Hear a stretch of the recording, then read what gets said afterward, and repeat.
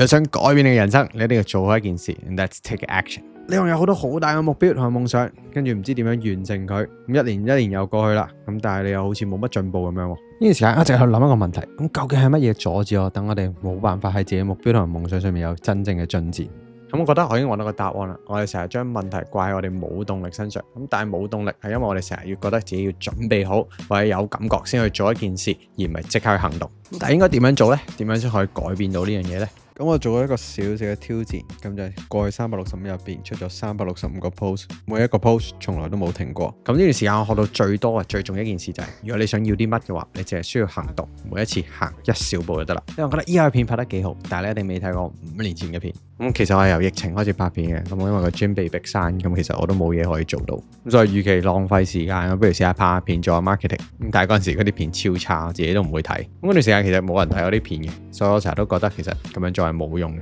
但係而家回想翻嗰陣時候冇人睇先係最好，因為都冇人睇，其實你做得好唔好都冇人知道。咁反而俾一個機會去學習，去摸索點樣將啲內容做得好啲，或者喺鏡頭點樣講嘢清楚啲，然後一日一日咁樣建立我嘅自信。咁我呢個行動嘅過程中就明白咗一個道理。咁當你專注做一件事，無論幾細都好，一個幾細嘅步驟都好，你會發覺你嘅情緒、你嘅狀態就會慢慢跟上去啦。就好似我哋做 gym 咁，每一個 rep 都係一個練習，我哋練習得越多嘅時候，就會越做越好。所以關鍵好簡單，唔需要個 plan 有幾好 ，you just need to take action。你唔好等一個 perfect timing，唔好等有一日動力會突然間從天而降。諗下你有幾多次就咁坐喺度等自己有感覺先去行動，結果就係玩手機、分心、拖延，然後說服自己今日唔係時候，我第二日一定可以嘅。但只要你一開始，就算你完全唔想喐都好，只要你行出嗰一步，某啲嘢就會開始有轉變，你嘅大腦、你嘅能量就會慢慢跟上你嘅行動。咁我知道好多人睇完之後咧都唔會即刻有行動嘅，咁但我希望鼓勵你做一件事，咁就係我哋慢慢由一個好細嘅一步開始做起，唔好停留，淨係喺度諗點樣做。咁今日嘅一小步，可能就係改變你人生嘅開始啦。